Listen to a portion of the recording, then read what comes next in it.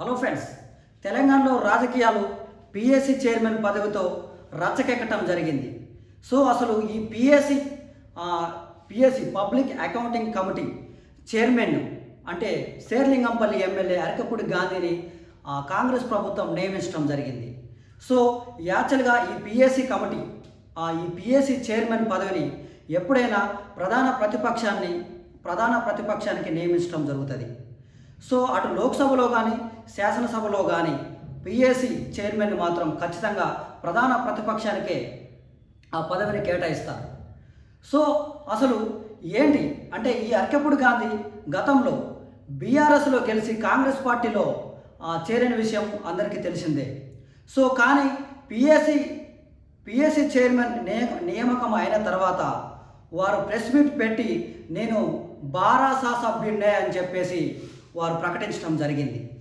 అంటే చూడండి తెలంగాణలో రాజకీయాలు ఎంత హీట్ ఎక్కాయంటే, సో పిఎస్సి కమిటీకి అంటే బీఆర్ఎస్ పార్టీ నుంచి అంటే హరీష్ రావు కానీ వేముల ప్రశాంత్ రెడ్డి కానీ సో కొంతమంది నామినేషన్ వేయటం జరిగింది. సో అదేవిధంగా పిఎస్సి చైర్మన్ కోసం ఇప్పుడు నియామకం అయిన అరకపూడి గాంధీ కూడా నామినేషన్ వేయటం జరిగింది. సో యాక్చువల్గా బీఆర్ఎస్ చెబుతుంది ఏంటంటే పిఎస్సి చైర్మన్ పదవి కోసం ఖచ్చితంగా 13 మంది ఎమ్మెల్యేలు ప్రపోజ్ చేయాలి. సో అదేం లేకుండా వీరు ఆల్రెడీ కాంగ్రెస్ పార్టీలో జాయిన్ అయ్యారు, మళ్ళీ బీఆర్ఎస్ సభ్యుడని ఎలా చెప్తారు? అయినా 13 మంది బీఆర్ఎస్ సభ్యులు ఎవరో చెప్పాలని చెప్పేసి ప్రధానంగా రాష్ట్రంలో ఈ పదవి కోసం హీట్ ఎక్కించింది రాజకీయాన్ని. చూద్దాం అసలు. అయితే గాంధీ మరి ఇదేంది కాంగ్రెస్లో చేరినట్టు ఎక్స్ ద్వారా స్వయంగా వెల్లడి. జూలై 13న సీఎం రేవంత్తో దిగిన పోస్ట్. గాంధీ చేరికను నిర్ధారించిన వేం నరేందర్ రెడ్డి అరకపూడి మెడలో వెలిసిన కాంగ్రెస్ కండువా, అది దేవాలయ కండువా అంటూ బుకాయింపు. సో దీన్ని కాంగ్రెస్ పార్టీ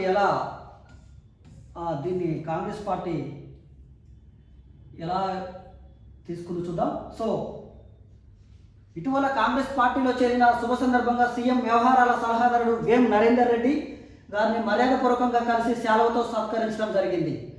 అరకపూడి గాంధీ ఎక్స్లో పోస్ట్ చేయడం జరిగింది. సో ఈ ఫోటో. సో కాంగ్రెస్ పార్టీలో చేరినట్టు ఎక్స్లో వెల్లడించిన అరకపూడి సీఎంతో దిగిన ఫోటోలు జూలై 13న ట్వీట్కు ట్యాగ్. మెడలో మెరుస్తున్న సీఎం కప్పిన కాంగ్రెస్ కండువా, అరకపూడి చేరికను ధృవీకరిస్తూ ఆ సీఎం సలహాదారుడు వేం నరేందర్ రెడ్డి ట్వీట్ చేయడం జరిగింది. సో ఏం లేదు, జూలై 13న ఆల్రెడీ రేవంత్ రెడ్డి గారిని కలిసి కాంగ్రెస్ పార్టీలో జాయిన్ అయినట్టు ప్రకటించడం జరిగింది. సో వారు ఆల్రెడీ సీఎం గారు కండవా కప్పటం జరిగింది. ఆ కండవా దేవాలయ కండవా అని చెప్పేసి అరకపూడి గాంధీ గారు నిన్న ప్రెస్ మీట్లో చెప్పడం జరిగింది. సో వీటన్నిటిని చూసుకుంటే తెలంగాణలో రాజకీయాలు హీట్ పెంచాయనే అనుకోవాలి. ఎందుకంటే వాళ్ళు బీఆర్ఎస్ నుంచి కాంగ్రెస్ పార్టీలో జాయిన్ కావటం జరిగింది. జాయిన్ అయిన తర్వాత ఇప్పుడు ఏమంటున్నారు, నేను బీఆర్ఎస్ సభ్యునే కావటం వల్ల నాకు పిఎస్సి చైర్మన్ని నన్ను నియమించడం జరిగిందని చెప్పేసి ఇప్పుడు అరకపూడి గాంధీ అంటూ ఉన్నారు. సో బీఆర్ఎస్ ఎమ్మెల్యేలు మాత్రం ఏమంటున్నారంటే 13 మంది ఎమ్మెల్యేలు కావాలి ఆ పదవికి ప్రపోజ్ చేయడానికి.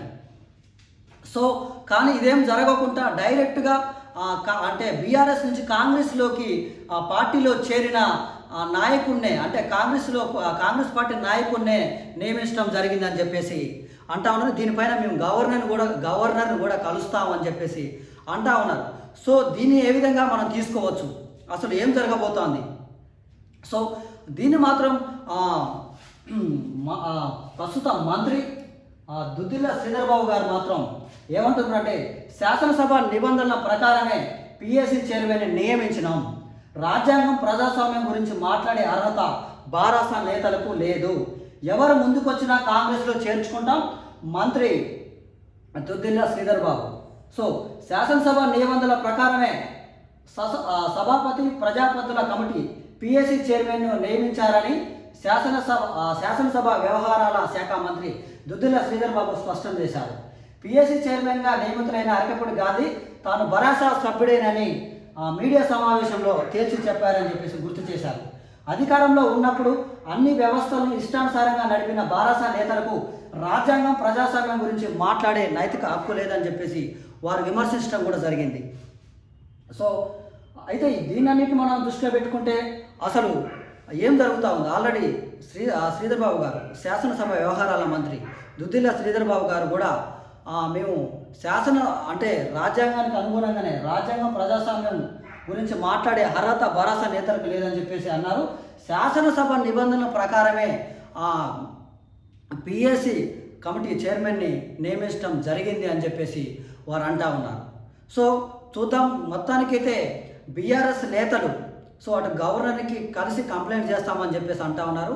ఎందుకంటే అతను ఆల్రెడీ కాంగ్రెస్ పార్టీలో జాయిన్ అయ్యి మళ్ళా బీఆర్ఎస్ సభ్యులే అని చెప్పడం అసలు విడ్డూరంగా ఉందని చెప్పేసి వారు అంటా ఉన్నారు.